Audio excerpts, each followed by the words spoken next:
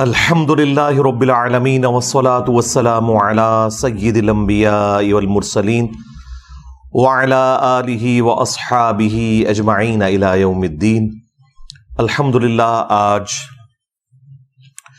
27 اگست 2023 کو سنڈے کے دن ہمارا یہ پبلک سیشن نمبر 109 منعقد ہونے جا رہا ہے۔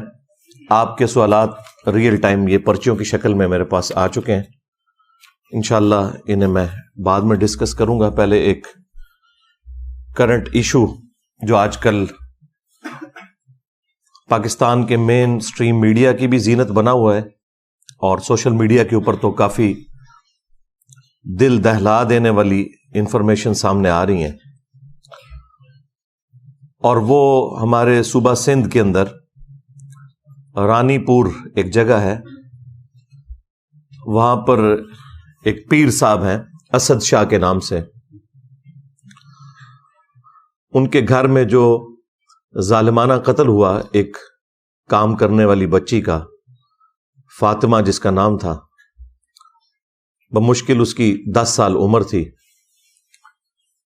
گھر والوں نے پیر صاحب کی خدمت کے لیے چھوڑا ہوا تھا، ظاہر ہے کہ جہالت عام ہے، اس طرح بچیاں لوگوں کے گھروں میں چھوڑنا خدمت کرنے کے لیے نہ تو یہ شرعی اعتبار سے حلال ہے اور نہ پاکستان کے قانون کے مطابق یہ حلال ہے۔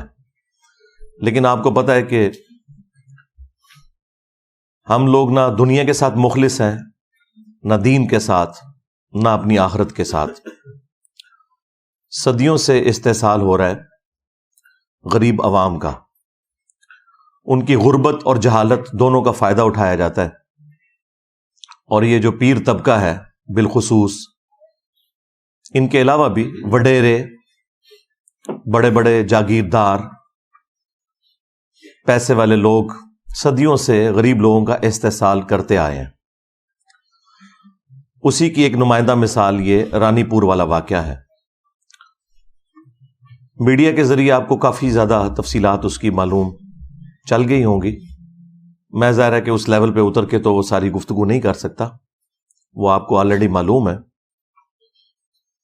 میں تو اس کے ان پہلوؤں کے اوپر گفتگو کروں گا جو ہمارے اس پلیٹ فارم کا تقاضا ہے کہ ہم حق کے لیے آواز بلند کریں۔ افسوس کی بات یہ بھی ہے کہ سندھ میں پچھلی 3-4 دہائیوں سے اس سیاسی جماعت کی حکومت ہے کہ جو اپنے آپ کو ڈیموکریسی کا چیمپئن کہتی ہے اور اپنے زوم میں وہ کارل مارکس کے نظریات کو آگے لے کے چلنا چاہتے ہیں، لیکن پریکٹیکلی وہاں پر اسی طریقے سے فیوڈلزم جاری ہے، پیر فقیری کی فارم کے اندر، اور یہ سارے پیر فقیر تمام جماعتوں کے اندر اعلیٰ پوسٹوں کے اوپر بیٹھے ہوئے ہیں۔ حکومتیں جب بنتی ہیں، خواہ وہ پیپلز پارٹی کی حکومت ہو، مسلم لیگ کی ہو یا پی ٹی آئی کی ہو، آپ کو وہی چہرے نظر آئیں گے، ان کے اپنے معاملات اسی طریقے سے چل رہے ہیں۔ ہاں، صرف ٹی وی میں تقریر کرنے کے لیے، جلسوں میں بنیادی انسانی حقوق کی آواز اٹھانے کے لیے آپ کو یہ سرگرم نظر آئیں گے، لیکن پریکٹیکلی ان کی اپنی زندگیاں ان تمام چیزوں سے آ رہی ہیں، بلکہ یہ اس پورے سسٹم کے بینیفیشری ہیں کہ یہ غریب لوگوں کا اور جاہل لوگوں کا استحصال کر رہے ہیں۔ خود دیکھیں کہ ان کی اولادیں کتنی پڑھ لکھ گئی ہیں، دوسرے ملکوں سے پڑھ کے آئی ہوئی ہیں، لیکن اپنے علاقوں میں نہ بلوچستان کے اندر اور نہ سندھ کے اندر یہ لوگ سکولز اور کالجز یا یونیورسٹیز کو پروموٹ کرتے ہوں، بالکل آپ کو ایسا نظر نہیں آئے گا۔ یہ چاہتے ہیں کہ عوام جاہل رہے اور اس طریقے سے ہم انہیں اپنا غلام بنا کر رکھیں، کیونکہ جب جہالت دور ہوتی ہے تو سب سے پہلے ان لوگوں کی جو چودراہٹ ہے وہ سٹیک پہ لگ جاتی ہے، جن لوگوں نے لوگوں کی جہالت کا فائدہ اٹھایا ہوتا ہے۔ یہ اتنے بڑے 2 ہتھیار ہیں ان کے پاس، ایک جہالت اور دوسرا غربت، کہ جس کے ذریعے یہ کچھ بھی کر سکتے ہیں۔ ورنہ کس کا دل کرتا ہے کہ چھوٹے سے بچے، ہم خود بچوں والے ہیں، دوسروں کے گھروں میں خدمت کے لیے چھوڑ دیں، اور اس کے بعد کہ جب اس طرح کی چیزیں بھی باہر نکلتی ہیں، لوگ کہتے ہیں آج کل کے پیر فقیر جو ہیں وہ راہ راست سے ہٹ گئے ہیں اس لیے واقعات آ رہے ہیں. ان سے پہلے بھی جتنے لوگ ہیں وہ اسی قسم کے تھے. پہلے سوشل میڈیا نہیں تھا، ویڈیوز نہیں بنتی تھیں، خبریں باہر نہیں نکلتی تھیں، لوگ ڈرتے تھے بات کرتے ہوئے کیونکہ پورے خاندان غائب کروا دیے جاتے تھے. کس وجہ سے؟ کہ اگر کوئی حق کے لیے آواز بلند کرے، حکومتوں میں بیٹھے ہوئے لوگ انہی پیروں فقیروں کے جاگیرداروں کے بینیفیشری ہوتے تھے اور یہ ان کے بینیفیشری ہوتے تھے. اس وجہ سے کوئی آواز بلند نہیں کرتا تھا، پورا خاندان قتل ہو جاتا تھا. یہ آج بھی یہ جدید جو اس دور کے اندر آپ کو سچائی کے لیے آواز اٹھانا آسان ہو گیا میڈیا کی برکت سے، تو یہ بھی آپ گوروں کو دعائیں دیں کہ اللہ تعالیٰ انہیں ہدایت دے. یہ انہوں نے ایک بہت بڑا کام کر دیا، ادروائز ہمارے بڑوں نے تو ہمیں جاہل ہی رکھا. اب اس طرح کی صورتحال کے اندر سب سے پہلے تو میں ایجوکیٹ کروں گا مسلم عوام کو کہ آپ کب تک اپنے مذہبی پیشواؤں کے ہاتھوں، جاگیرداروں کے ہاتھوں، پولیٹیشنز کے ہاتھوں اس طرح یرغمال بن کے رہیں گے. یہ کون سا اسلام ہے کہ آپ چھوٹے چھوٹے بچے اور بچیاں ان سو کالڈ پیروں کے اور بزرگوں کے حوالے کرتے ہیں، اور اس حمام کے اندر سارے ہی ننگے ہیں. 2 ہفتے پہلے ہم ایک جج کو ڈسکس کر رہے تھے، اس کے گھر میں ایک ملازمہ تھی، اس کی کتنی پٹائی کی جاتی تھی. جس طرح یہ اسد شاہ جو پیر ہے، اس کے گھر میں بھی اس کی بیوی اس کی پٹائی بھی کرتی تھی. وہی سیم صورتحال، اس کے جسم میں بھی کیڑے پڑ گئے، ہڈی ٹوٹی ہوئی تھی جب اس کی لاش کو غسل دے رہے تھے. لیکن وہ غریب طبقہ تھا، خاموش ہو گیا اور انہیں دبا کر ان لوگوں نے یہ بیان دینے پر مجبور کیا کہ یہ بیماری کی وجہ سے مری ہے. اور وہاں کے ڈاکٹرز بھی ساتھ ملے ہوئے ہیں، پولیس بھی ساتھ ملی ہوئی تھی.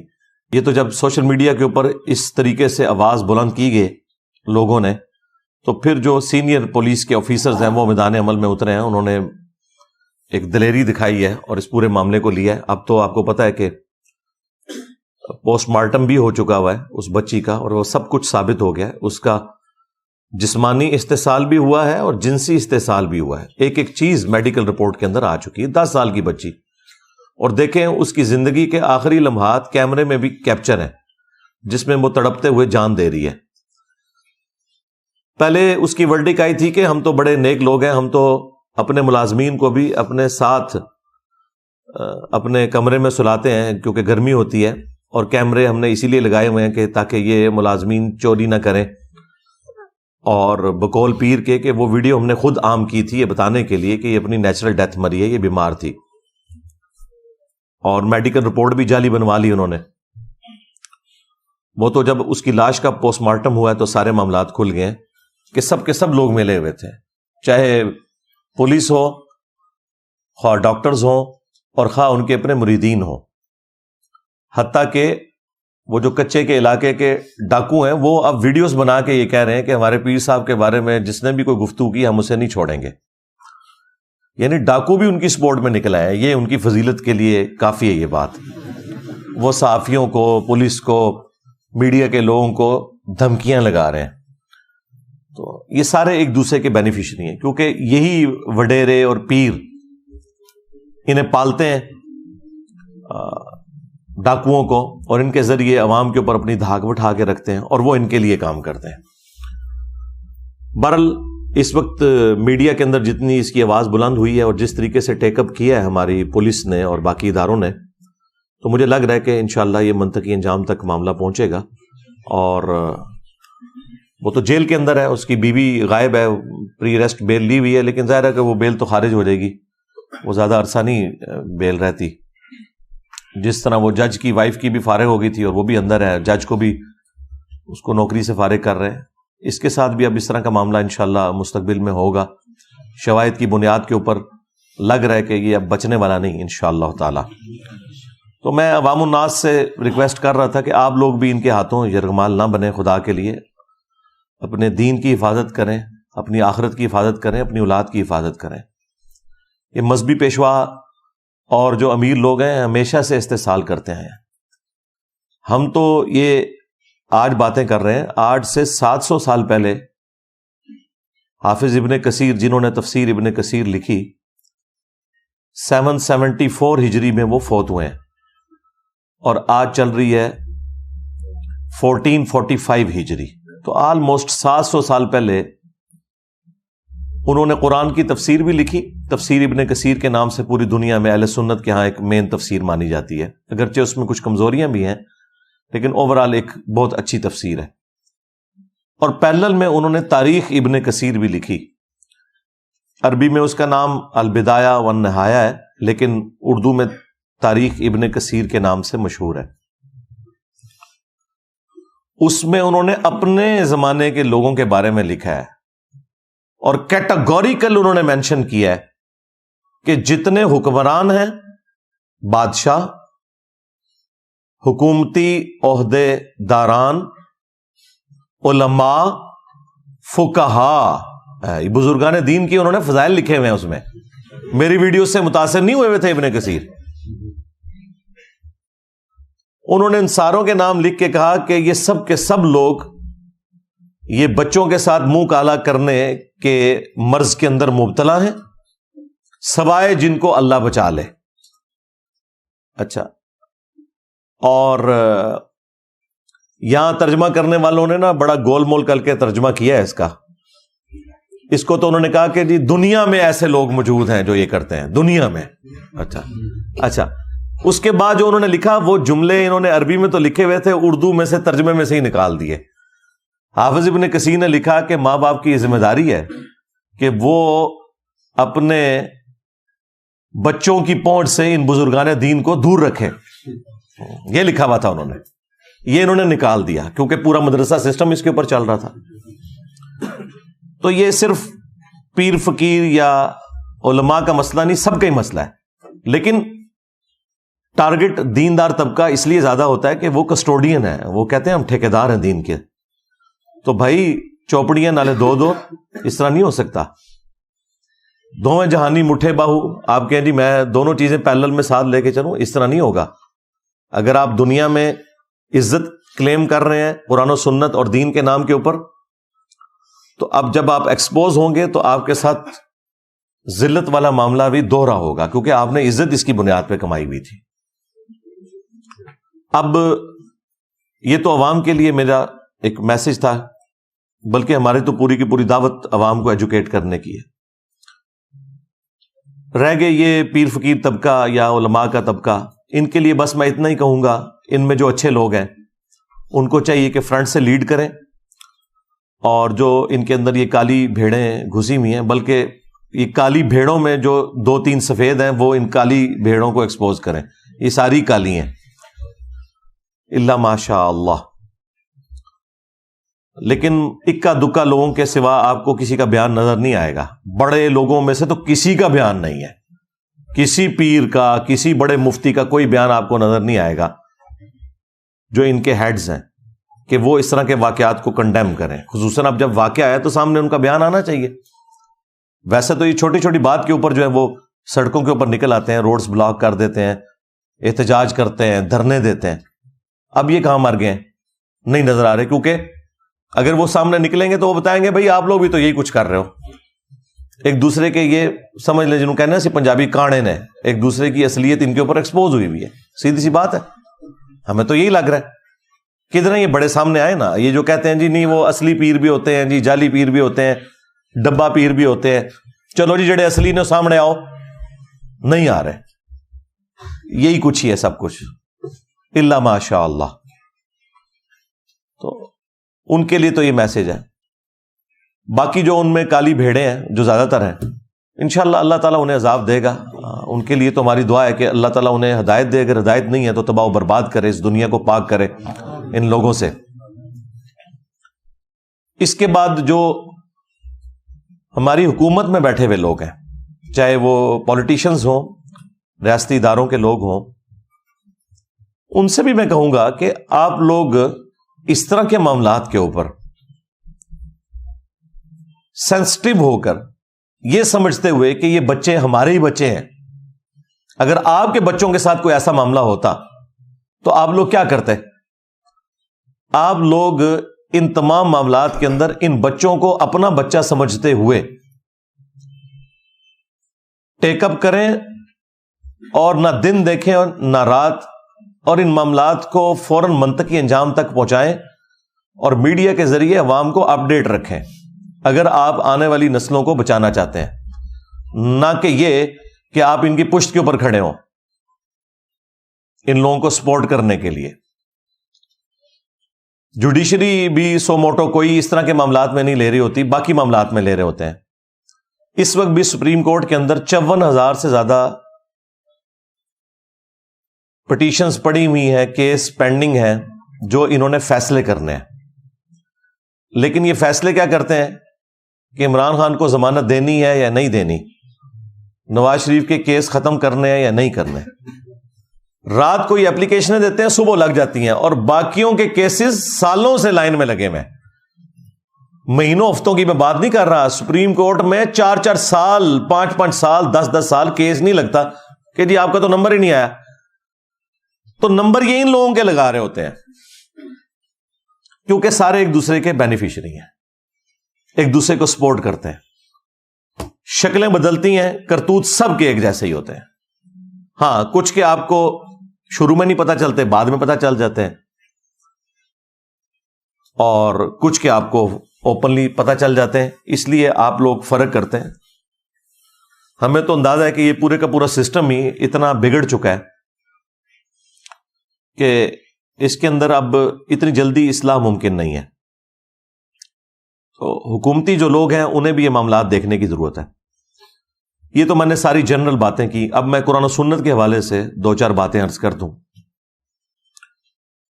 سورۃ المائدہ میں اللہ تعالیٰ نے سورۃ النساء کے اندر واضح طور پر حکم فرمایا کہ اے اہل ایمان، اللہ کے لیے کھڑے ہو جاؤ انصاف کے لیے گواہی دیتے ہوئے۔ اور سورہ نساء میں تو یہاں تک آیا کہ اگر تمہیں اپنی جان کے خلاف گواہی دینی پڑے، اپنے ماں باپ کے خلاف، رشتہ داروں کے خلاف گواہی دینی ہے اور سچائی کے لیے کھڑے ہونا ہے۔ اس طرح کے سارے معاملات کے اندر بھی جو لوگ گواہ ہیں انہیں پتہ ہے کہ ریئل ٹائم کیا ہوا ہے، انہیں بالکل گواہی دینے میں کوئی آر محسوس نہیں کرنی چاہیے اور دلیری سے گواہی دینی چاہیے۔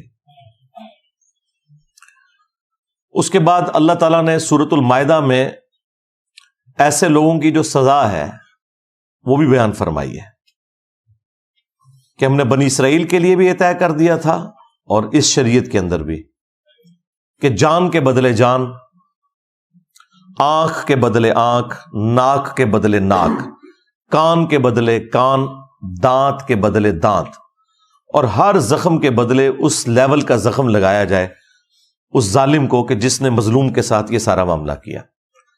اس طرح کے جتنے واقعات رپورٹ ہوتے ہیں، جو تکلیف ان لوگوں نے ان بچوں کو دی ہوتی ہیں، یہ ساری تکلیف انہیں دینی چاہیے اور اعلانیہ دینی چاہیے۔ سورۃ النور میں بھی آیا نا کہ بدکاری کی سزا کو ویٹ کرے گا مسلمانوں کا ایک گروہ تاکہ باقیوں کے لیے ڈیٹرنس ہو جائے۔ یہ چھپا کے سزائیں نہیں ہونی چاہیے بلکہ اعلانیہ ہونی چاہیے۔ اس کے بعد سورۃ المائدہ ہی میں اللہ تعالیٰ نے فرمایا کہ جو فساد فی الارض کرنے والے لوگ ہیں، یہ فساد فی الارض کرنے والے لوگ ہیں، اس طرح کے لوگ جو غریبوں کے ساتھ یہ ظلم والا معاملہ کرتے ہیں، یہ جو فساد فی الارض کرنے والے لوگ ہیں، ان کی سزا یہ ہے کہ ان کے مخالف سمت کے ہاتھ پاؤں کاٹ دیے جائیں اور انہیں سولی دے دیا جائے۔ پبلکلی یہ سارے کا سارا معاملہ ان کے ساتھ کیا جائے تاکہ باقی لوگوں کے لیے ڈیٹرس بنے۔ اس طرح کے جتنے بھی پیر فقیر لوگ ہیں یا حکومتی عہدے داران ہیں جو اس طرح کے معاملات کے اندر ملوث ہیں، ان کو اس قسم کی سزائیں ہونی چاہیے۔ اور یہاں تو قتل والا معاملہ بھی اس میں ایڈ ہو گیا، وہ تو بہت ہی سینسٹیو ایشو ہے۔ سورۃ المائدہ میں ہی اللہ تعالیٰ نے فرمایا کہ بس 2 استثناء ہے، ایک جان کے بدلے جان یعنی قتل کے بدلے قتل، اور دوسرا فساد فی الارض۔ ان 2 کیسز میں تو کسی کی جان لی جا سکتی ہے اور وہ بھی جوڈیشری کے تھرو، ہر شخص قانون ہاتھ میں نہیں لے گا۔ اس کے سوا جس نے کسی ایک جان کو بھی قتل کیا، گویا اس نے پوری انسانیت کا قتل کر دیا۔ اور پھر اللہ تعالیٰ نے فرمایا جس نے ایک جان کو بچایا گویا اس نے پوری انسانیت کو بچا لیا. پوری انسانیت کو کیسے بچا لیا؟ ڈیٹرنس کی وجہ سے. اگر قاتل کو یہ پتا ہو کہ مجھے سزا ملے گی تو وہ قتل سے باز آئے گا. اور یہ اسے کیسے پتا چلے گا؟ جب اس طرح کی حرکت کسی اور نے کی ہوگی اور اس کی سزا اس نے ویٹ کی ہوگی. 10 سال کی بچی اس کے ساتھ جسمانی اور جنسی زیادتی کرنے کے بعد قتل کیا گیا ہے نعوذ باللہ, اور میڈیکل رپورٹ بھی پھر اس کی خراب بنوائی گئی ہے اور گھر والوں کو بھی دبکا دیا گیا. یہ حالت ہے اس ملک کی. اس میں معافی معاملہ ہونا ہی نہیں چاہیے. اس طرح کا جو قتل ناحق ہے ایک مؤمن کا, اس کے بارے میں تو سورۃ النساء میں آیا کہ ہمیشہ کی جہنم ہے سزا. جی ہاں, ہمیشہ کی جہنم. اور اس کو سپورٹو وہ حدیث بھی ہے ابو داؤد کی کہ اللہ تعالیٰ قیامت کے دن یا تو شرک معاف نہیں کرے گا یا قتل ناحق کو معاف نہیں کرے گا, باقی ہر گناہ معاف کر دے گا جس کے لیے چاہے گا. یہ 2 گناہ ایسے ہیں کہ جن کے بارے میں اللہ تعالیٰ کا سٹانس بہت سخت ہے. اب اس میں سورہ النساء کے اندر اللہ تعالیٰ نے ایک آپشن رکھا ہے کہ اگر مقتول کے ورثاء معاف کرنا چاہیں تو وہ کر سکتے ہیں, اور اسی کی پلی پھر لے کے یہ سارے لوگ اینڈ پہ چھوٹتے ہیں. آج تک جتنے لوگ چھوٹے ہیں, لیکن انہیں یہ پتا نہیں ہے اس کیٹیگری میں فال نہیں کرتی. یہ فساد فی الارض ہے اور اس کی سزا جو ہے وہ اسٹیٹ نے دینی ہے. اگر مقتول کے ورثاء معاف بھی کر دیں تب بھی جو ڈیٹرنس پھیل گئی ہے عوام الناس کے اندر, جو لوگ گھروں میں بیٹھے ہوئے سہم گئے ہیں, جن کے بچے ہیں, ان کے دل سے خوف کون کم کرے گا؟ اس کے لیے پھر یہ ہے کہ اسٹیٹ فرنٹ سے لیڈ کرے گی اور فساد فی الارض کی سزا ان لوگوں کو دی جائے گی. یہ بالکل نہیں چھوٹ سکتے. اسی لیے اللہ تعالیٰ نے قرآن پاک میں باقی گناہوں کے معاملے میں تو معافی کی روش اختیار کرنے کا حکم دیا, حقوق العباد کے معاملے میں بھی کہ ایک دوسرے کو معاف کر دیا کرو. لیکن قتل ناحق ایک ایسا گناہ ہے کہ جس کے بارے میں اللہ تعالیٰ نے قرآن پاک میں سورۃ البقرہ میں فرمایا وَلَكُمْ فِي الْقِصَاصِ حَيَاةٌ يَا أُولِي الْأَلْبَابِ. قتل کے بدلے میں, قتل کرنے میں انسانیت کی زندگی چھپی ہوئی ہے اے عقل مندو, تاکہ تم ڈر جاؤ. یعنی ڈیٹرنس اسی میں ہے کہ جس قاتل نے قتل کیا اس کے بدلے میں اس قاتل کو قتل کروایا جائے اور معافی کی روش اختیار نہ کی جائے. یہ قرآن کا اسلوب بھی نہیں ہے کہ آپ قاتل کو معاف کریں.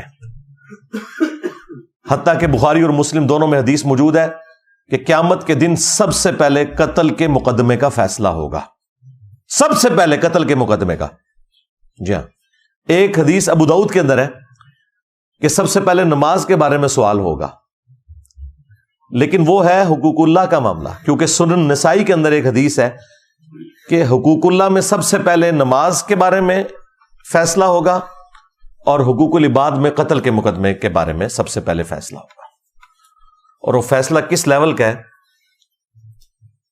کہ ابو داؤد کے اندر حدیث موجود ہے کہ مقتول قیامت کے دن اپنے قاتل کو الٹ ہوگا. یہاں تو قاتل نے قتل کیا تھا نا, وہاں پہ جو قتل ہوا وہ شخص ہے وہ اپنے قاتل کو پیشانی کے بالوں سے پکڑے گا, اس حال میں کہ اس کی اپنی رگوں سے خون بہ رہا ہوگا, اور وہ اسے گھسیٹتا ہوا اللہ تعالیٰ کی بارگاہ کے اندر پیش کرے گا. اللہ تعالیٰ کے عرش کے پاس پہنچ جائے گا اور کہے گا کہ یا اللہ آج مجھے انصاف چاہیے کہ اس نے دنیا میں میری جان کیوں لی تھی. اتنی اللہ سے فرینکنس ہے مقتول کی کہ وہ قاتل کو پیشانی کے بالوں سے پکڑ کے اللہ کے پاس پہنچ جائے گا. یہی حدیث جب سنن نسائی میں آئی ہے تو اس میں وہ صحابی کہتے ہیں کہ اس حدیث کی وجہ سے وہ اپنا فتویٰ ساتھ دیتے ہیں کہ اعانت نہ کرو, مدد نہ کرو کسی قاتل کی مقتول کو قتل کرنے کے معاملے میں. اور وہ اسپیشلی حکمرانوں کو ذکر کرتے ہیں کہ اپنے معاملات کو سدھار لو. صحیح بخاری کے اندر ایک حدیث ہے, اس کو سپورٹو حدیث ترمذی میں ہے. ترمذی والی حدیث کے اوپر تو کلام ہے بعض محدثین کا, لیکن اس کے الفاظ بہت خطرناک ہیں. میرے نزدیک تو وہ روایت بخاری کی وجہ سے مضبوط ہو جاتی ہے. ترمذی میں الفاظ ہیں کہ اگر زمین و آسمان کی ساری مخلوقات مل کے ایک مومن کو قتل کرتے ہیں تو اللہ تعالیٰ پوری کائنات کو جہنم میں پھینک دے گا اس ایک مومن کے قتل کے بدلے میں. جامعہ ترمذی میں جو یہ حدیث ہے، اس کو سپورٹو جو بخاری کی حدیث ہے، اس میں الفاظ ہیں کہ سیدنا عمر کے دور میں جب ایک قتل کا مقدمہ آیا تو سیدنا عمر نے کہا کہ اگر یہ پورا گاؤں بھی اس ایک بندے کو قتل کرنے میں شریک ہوتا تو میں سب کو قتل کروا دیتا. ایک بندے کے قتل کے بس. جامعہ ترمذی میں اور سنن ابن ماجہ میں حدیث ہے، نبی الاسلام نے فرمایا کہ اے کعبہ تیری خوشبو بہت اچھی ہے، لیکن ایک مؤمن کی حرمت اللہ تعالی کے نزدیک تجھ سے بھی بڑھ کر ہے. اور جامعہ ترمذی میں حدیث ہے کہ نبی صلی اللہ علیہ وآلہ وسلم نے فرمایا کہ اللہ تعالیٰ کے نزدیک ایک مؤمن کا قتل کرنا اس سے بڑا گناہ ہے کہ کوئی شخص پوری دنیا کو تباہ و برباد کر دے. اب پوری دنیا کے اندر سب کچھ آتا ہے، سارے بزرگان دین، ان کے مزارات اور کعبہ شریف، سب کچھ کوئی برباد کر دینا، حرمت کی ساری جگہ ختم کر دے، اس سے بڑھ کر جرم ہے ایک مومن کا قتل. اور یہ صرف بات مومن تک نہیں ہے، صحیح بخاری میں حدیث ہے جس نے ایک کافر کو بھی ناحق قتل کیا، جو مسلم سٹیٹ کے اندر ٹیکس دے کر عہد کی پاسداری کر رہا تھا، جزیہ دے کر رہ رہا تھا، تو اللہ تعالیٰ ایسے شخص کے اوپر جنت کو حرام کر دے گا، یہاں تک کہ وہ جنت کی خوشبو بھی نہیں پائے گا، جو کہ 40 سال کی مسافت سے آ رہی ہوگی. یعنی کافر کا ناحق قتل کرنے والا جنت میں جانا تو دور کی بات ہے، جنت کی خوشبو بھی نہیں پائے گا. تو مومن کا قتل تو پھر بہت بڑے لیول کی چیز ہے. لیکن یہ ساری کی ساری حدیثیں، آیات ہماری کتابوں میں لکھی رہ گئیں. پریکٹیکلی مسلمان اس وقت دنیا کے امن کے لیے ایک خطرہ ہی بنے ہوئے ہیں. تھوڑے سے ہیں، زیادہ تر مسلمان تو ایسے نہیں ہیں، لیکن وہ تھوڑے اتنے ڈومیننٹ ہیں کہ اس دنیا کو انہوں نے جہنم بنا دیا. پاکستان کو تو بنا دیا ہے جہنم آپ کے سامنے. نہ مسلمانوں کی جان مسلمانوں کے ہاتھ سے محفوظ ہے اور نہ نان مسلمز کی جان ان لوگوں کے ہاتھ سے محفوظ ہے. جب چاہتے ہیں، جس کے اوپر چاہتے ہیں چڑھ دوڑتے ہیں، اور ایک سمجھ لیں لا قانونیت والا معاملہ نظر آتا ہے. اس لیے میں نے قتل ناحق سے متعلق یہ ساری حدیثیں فی البدی بیان کی، اور یہ اتنی دفعہ میں نے بیان کی ہیں کہ وہ مطلب مجھے کوئی بیٹھ کے کوئی رٹا نہیں مارنا پڑتا. یہ آپ رات کو 12 بجے بھی اٹھا کے مجھ سے آیات اور احادیث سنیں، کیونکہ اس ملک میں تو آئے دن یہ احادیث ہمیں بیان کرنی پڑتی ہیں کہ خدا کے لیے بیسک ہیومن رائٹس کا کوئی خیال کریں، یہ دنیا کو رہنے کے قابل چھوڑیں، خواہ انڈیویجول لیول پہ ہو خواہ جماعتی لیول کے اوپر ہو، ایک دوسرے کی جان کی قدر کریں. اور اس میں آخر میں حکمرانوں کے لیے میسج ضرور دوں گا جنہیں بڑا شوق ہے پوسٹ حاصل کرنے کا، لیکن میں ببانگ دوہل کئی ویڈیوز میں کہہ چکا ہوں کہ حکمرانوں کی تو جہنم کنفرم ہے، الا ماشاء اللہ کو بچ جائے تو بچ جائے، حکمران نہیں بچتے. انہیں بڑی شیروانیاں پہننے کا اور بڑی ٹائیاں لگانے کا، بڑے بیج لگانے کا شوق ہے، انہیں پتہ نہیں ہے کہ یہ پوسٹ کتنی خطرناک ہے. بخاری اور مسلم دونوں میں حدیث ہے کہ بدترین گڈریا وہ ہے جو کسی قوم کے اوپر گڈریا ہے، یعنی حکمران ہے، اگر اس نے انصاف نہ کیا تو وہ جنت کی خوشبو بھی نہیں پائے گا. ہاں جی، خوشبو بھی نہیں پائے گا. ایک اور حدیث ہے بخاری اور مسلم میں، تم میں ہر شخص نگہبان ہے، اس سے اس کی رعیت کے بارے میں پوچھا جائے گا. پھر نبی الاسلام نے اسے کھولا اور فرمایا کہ ایک خاوند اپنی بیوی اور بچوں کے اوپر حکمران ہے، اگر ان کے ساتھ انصاف نہ کیا تو اس کی پکڑ ہوگی. ایک بیوی اپنے خاوند کے مال اور بچوں کے اوپر حکمران ہے، اس سے اس کے بارے میں پوچھا جائے گا. اور ایک حاکم وقت اپنی رعایا کے اوپر نگہبان ہے، اس سے اس کے بارے میں پوچھا جائے گا. کامیاب ہو گیا تو ہو گیا، ادروائز تو جہنم پھر پکی ہو گئی. ہاں، اگر کوئی اچھا حکمران ہے، اس کے بارے میں بخاری مسلم میں حدیث ہے کہ 7 لوگوں کو اللہ کے عرش کا سایہ ملنا ہے، ان میں سے پہلے نمبر پہ عادل حکمران ہے. ہاں، وہاں پہ بھی مرتبہ اوپر ہے، لیکن یہ پھر آپ کو ڈھونڈنے سے بھی نہیں ملے گا کوئی، یہ بڑا مشکل کام ہے. اس لیے اگر پوسٹ سنبھالی ہے تو میرے بھائی ان پوسٹ کے تقاضے بہت زیادہ ہیں. ذمہ داری پھر یہ نہیں ہے کہ آپ نے پریویلیجز ہی لینے ہیں، نہیں، رسپانسبلٹی بڑھ جائے گی. اللہ کے حضور پھر کوئی چھڑوانے والا نہیں ہوگا اگر آپ نے اپنی پوسٹ کے ساتھ انصاف نہیں کیا اور اپنے معاملات کو صحیح طریقے سے نہیں لے کر چلیں۔ ہم تو حکمرانوں کو بار بار اس طرح کے معاملات کے اندر جھنجھوڑتے رہتے ہیں، چیزیں ہائی لائٹ کرتے رہتے ہیں، اور عوام الناس کو تو خیر مسلسل ایجوکیٹ کر رہے ہیں کہ اپنے معاملات کو سدھاریں، کسی کے اوپر آپ ڈپینڈنٹ نہ ہو، اپنے آپ کو ایجوکیٹ کریں۔ اس کے باوجود اگر اس طرح کے کوئی معاملات ہوتے ہیں تو پھر ہمیں اپنی غلطیوں کے اوپر بھی غور کرنا چاہیے۔ صلو علی محمد و آل محمد، اللہم صلی علی محمد وعلی آل محمد واصحاب محمد وازواج محمد وامت محمد اجمعین الی یوم الدین، آمین۔